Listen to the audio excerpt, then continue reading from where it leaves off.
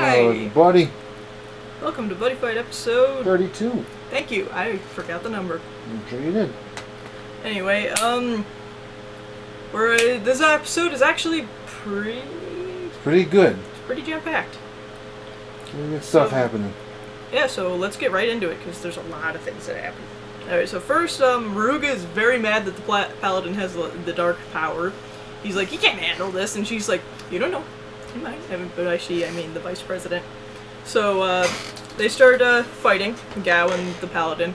He kills Merlin, and then the Paladin starts to lose control. He starts freaking out because he's like, no, I should be getting stronger. Why am I already losing? And I'm like, you're at 7 damage. Calm down. Well, you know, not enough life to have actual dramatic moments without almost being dead. Yeah. So, he starts calling on the power of the Dark Core, and Tasku apparently can sense it now. He's got spider senses. Yeah, he's like, Police Chief, I have a bad feeling now. And he's like, I got the same bad feeling from before. Sorry about the kid.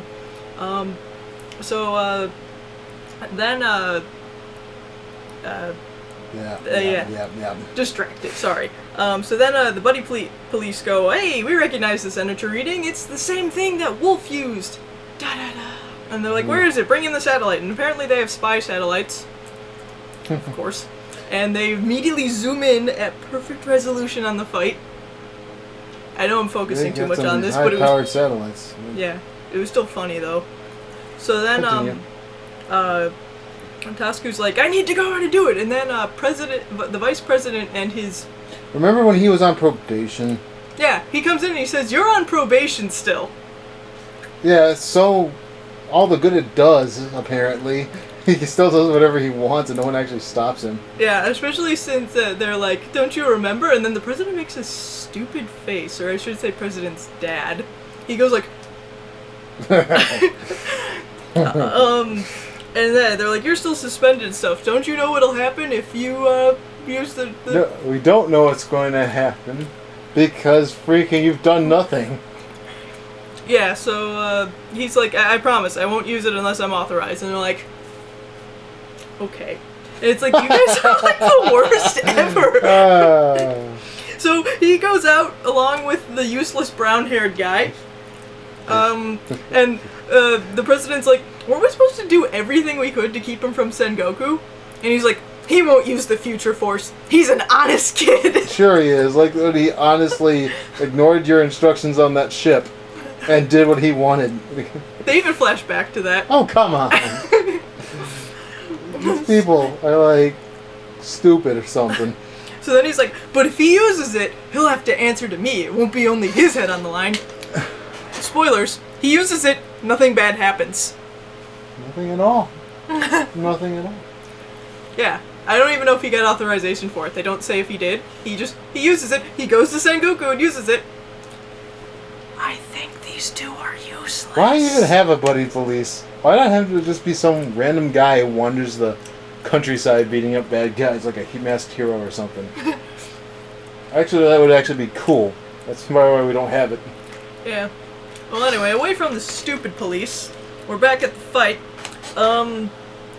The Paladin starts freaking out even more. He goes, I need to summon Excalibur! Excalibur? So he disregards his holy grail, which at first I'm like, what? Why would you do that? But it makes sense. He did it because he needed 10 heroes in the drop zone in order to use it. I don't know if they have to be different yet. I missed that if it was, and who knows, the show never is really accurate on whether it's different or the same. But yeah, you need 10 heroes at least in order to get it. It's 10,000 power, 3 crit and double tech, and also, you can't use shields to block it. Holy crap! That's mean. It is mean. So yeah, but so everyone's explaining what it does. Thank you for saying it out loud this time, characters, by the way. But then, freaking Lamphead, Kuguru. Lamphead?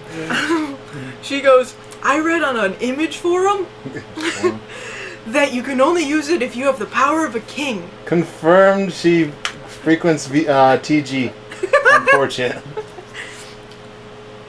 Yeah, she's like, I read online that you can't use it unless you have the power of a king. And everyone's like, what? No, that's a dumb thing that's clearly not gonna... No, actually, that would suck if you actually... That was part of its call process in real life. You can only use this if you're somehow part of royalty. Yeah, or have the power of a king. The judge has to come over and go, yeah, you're pretty king-like. Yeah. So, that sucks so bad. They're like, hey, how can we use this card? Sorry, not royal enough. So yeah, he goes to grab Excalibur, and Excalibur has like the most majestic voice ever, as it descends from the sky within a stone, and is like, who dares calls upon me? Are you worthy of being a king? And he's like, I don't need to be a king, I'm just strong. And then Excalibur's like, no, off with you, bitch. Nope, we're gone. And he's like, no, I have the dark core. You have to listen to me. You have to. And he freaks out. And he starts attacking people. He summons 2 weapons at the same time. And just starts attacking people and blowing stuff up and freaking impales Drum through the chest. As he goes to freaking kill Gao.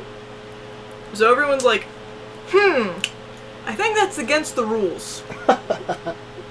Just saying. It's a possibility that killing the opponent might be against the rules. Just guessing here. Yeah. And Gao apparently doesn't remember the Dark Core thing. He's also befuddled by how is he making the cards become real? It's not like I watched 2 guys fight in the sky before or something. It's kind of hard to forget something like that, Gao. But yeah, and then he gets a half mask. He gets a white version, and everyone's like, "I've seen that mask before. Where have we seen that mask before?" I think it reminds me of this mask this one guy I knew had when he was going around trying to kill people. He tried to run this one lady over, I think, once. Yeah, riding a giant Easter Island head. It'll come back to me. Yeah, but they finally realize it. They go, "That was a mask like the one Joe I was wearing." I like the episode, but the characters are extra stupid this time around. At least they finally figured it out. Cause then, the paladin also attacks Paruko. He shoots lasers at her. So everyone's like, Time for her to get her white ass out of there. So everyone finally goes, do you think he's using the Dark Core? And then, Ruga comes out and summons a card too, because he's like, hey, paladin guy, stop it. Why don't you fight me? And he's like, I will! And he fires a laser at him. He's like, Phoenix Shield. And everyone's like, Ryuga can make cards appear too? You don't think Ryuga's wolf, do you? And Gao's like, nope, that confirms it.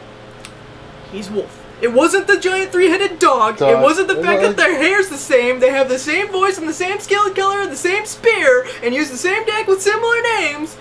But the fact that he can finally summon cards confirms it for me that That's he was beyond a shadow of a doubt right there. Great A detective work.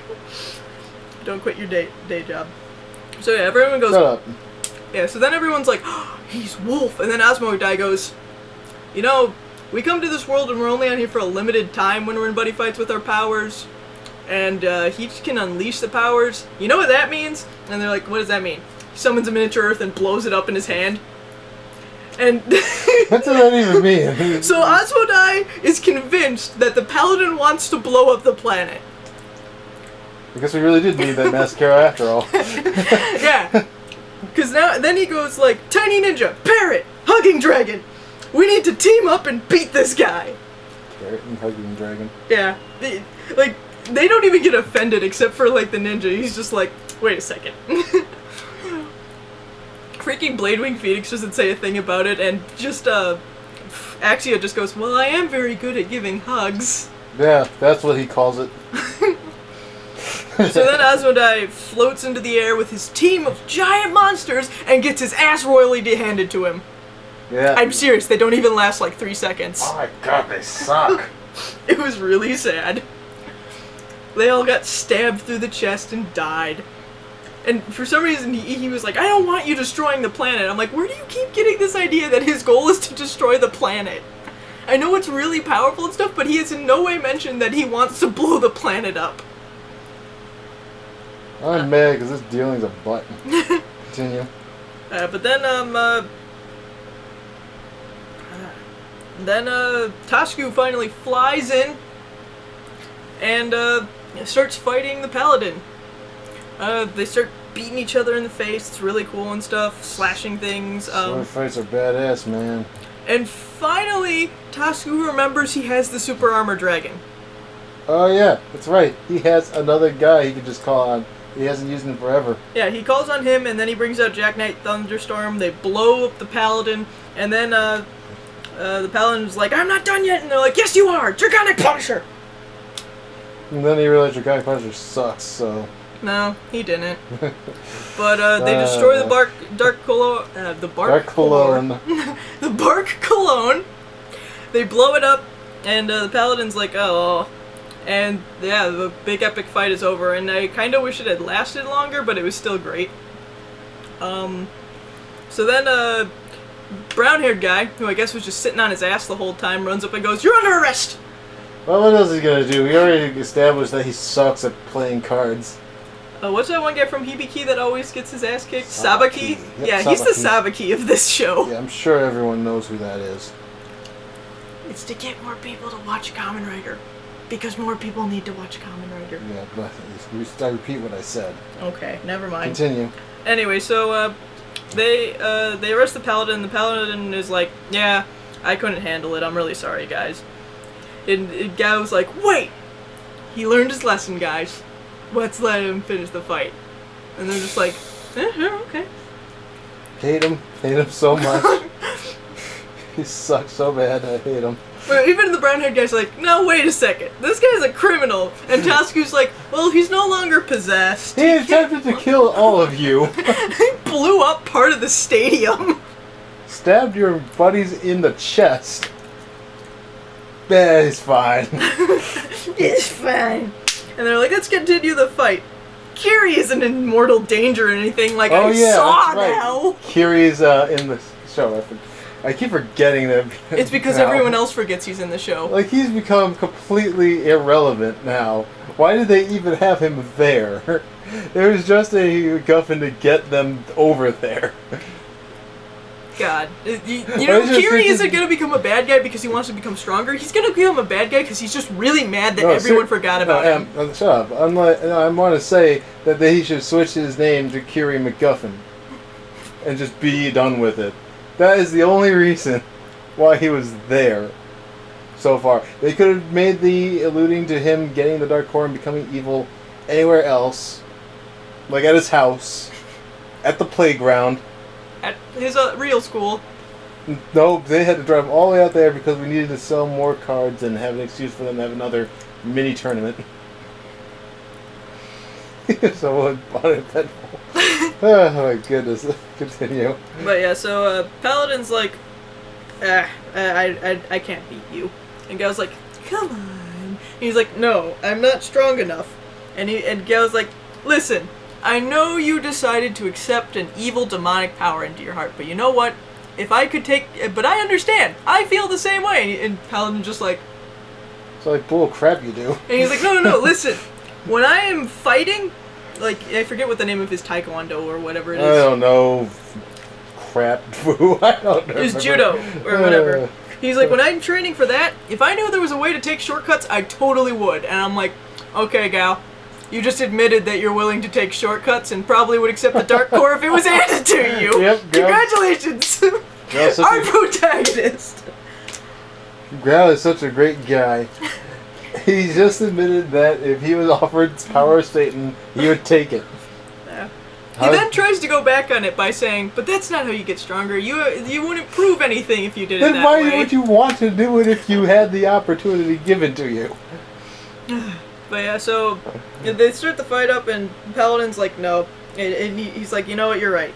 From now on, when I'm done with this fight, I'm gonna go on a journey in order to better myself and become a better person." He's like, "Because that's the only way you can become stronger. It's not gonna be from this Dark Core that I became obsessed with. It's from my own becoming good." And Excalibur's like, "Ah, I heard that." And he floats over and he takes the power of Excalibur, and it's all majestic and stuff. And I'm like, "Oh, hey, he's going to California, guys. He's going to California." So, yeah. He gets Excalibur, and it's actually a really nice moral. They did it pretty well, except for... Unlike certain episodes I can think of. Continue. Yeah, so that was really nice. And at first I thought they were cheating until I realized, oh, they're just starting the fight from where they left off. I was like, how is he getting Excalibur at the beginning of the fight? But anyway, so they start fighting, and Gao almost beats him, but can only get him to 1, and then I'm like, yes! Gao is finally going to lose! No, that would be a good show then. Just kidding. But seriously, no, he could have lost there. It really doesn't matter at this point. They know where Kiri is now. And at this point, I wish they had freaking reset the fight, because then Gao uses the... You know what else?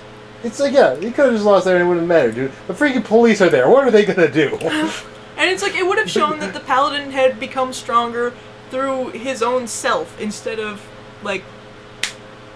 Yep. I was gonna say, what are they going to do? Not give the kid over?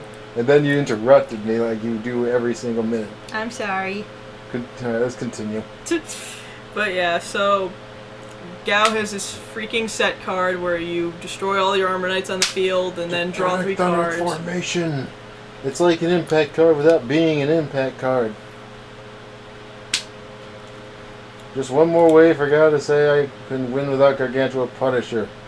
Because he was really becoming a one-trick pony with that thing. So yeah, he... of course, the only Thunder Knight he pulls from it is Drum. And Drum's like, this will be different from our victory at the ABC Cup. And I'm like, yeah, because this one actually kind of good. This actually meant something. Yep. And then, speaking of that, is his brother going to be relevant ever again? Or was that only for that one card that he hasn't used since? I just realized he hasn't used the Burning Sunfist card since the ABC Cup. In fact, he only used it at the end of the ABC Cup. Who wants to bet it's out of his deck? Oh my god, that's funny. All that build-up of his brother, all that bull crap that we had to endure in the final stretch of that ABC Cup, and he's not even going to use the weapon again, and we'll probably never hear from his brother ever again. Just like we will never see his mom again, for no reason. Mom on a boat. Mom and dead brother on a boat. God, terrible, yeah. Well, yeah, so then the fight ends, Gao wins, and then the brown-haired policeman's like, okay, time to arrest you. And Tusky's like, can't we just let him go? And the Paladin's like, no, I did bad. You should take me in. And Tusky's like, well, he doesn't have the dark power anymore. Can we let him go? I'm like, you're the worst cop ever! It's like, just like the last season, you're ready to arrest people who did nothing wrong just because they look shady. Now you're gonna just let them go, even though you've clearly seen them try to kill people. Maybe we shouldn't let 14-year-olds be police officers. Yeah, it's almost like they suck at it or something. So then, the brown-haired guy's like, well, can we at least take you in for questioning and you reveal everything you know about this? And he's like, oh yeah, sure. So at least they're doing that. Yeah, because the smart person actually chimed in and say, wait, can we at least pump him for information before we let him go? He can at least give us that much. Oh, God. The more I think about it, the more I'm mixed about this episode. Let's keep going, though. Yeah, so then, Ruga is like, well, now I get to fight Gao, and I'm gonna serve him. And I was just like, really? And, but then he follows it up by at least saying, the wolf's hungry. Wolf is hungry. Brother. He's a wrestler if there ever was one. And then Gao's like, wait, Tusku, Ruga is wolf. And Tusku's like, yeah, we kind of knew that. And he's like, don't worry, I'll stay here, and if he uses the dark power, I'll arrest him. I have to go now. Yep, I'll arrest him if he uses dark power. Let's get out of here. I need a smoke break. Yeah, so then the episode ends, and next episode, it seems like we're going to be getting a little bit of backstory on Ruga in sepia tone, and the fight between them's going to happen, and yeah, so overall, a lot of mishaps in this episode, but overall I thought it was pretty good. It was really exciting. The action was nice. The moral was good. The characters were funny. Although very stupid. But otherwise, an okay episode. I started before we just actually did the review. I was like, "Yeah, this episode was pretty good. You know, everything was where it needed to be. You know, the fight was pretty good, even though short. You know, all that stuff." Then I just started realizing things. My God, they keep dropping things that they really shouldn't be dropping for no other reason than they don't know what to do with it. These writers have butter over their hands. Kiri gets kidnapped to go over there. You think, oh, he's going to get dark power? Nope, he's just kind of tempted, which he could have just been at the park. This big tournament gets set up because they had to get him back. Well, now they know where he is, so they can just go over there after the tournament and just take him back. Freaking Tosku's badge has been suspended. He gets to still do whatever he wants. Freaking dead brother leaves Begao a parting gift, uses it one time, and then never again. Like, the longer further I get, the more I realize, Jesus, this show has a huge problem with keeping plot threads going. Like, I don't mean like where they'll just, you know, have a plot thread and then they'll end it really quickly. I mean, when they try to extend them, they just drop them. And then they don't show up for like 20 episodes if we're lucky. At least this is better writing than season 1. Oh, it's still way better writing, dude, and it's still funny. It's just, it's like this. Concept-wise, it's really well made. Yeah.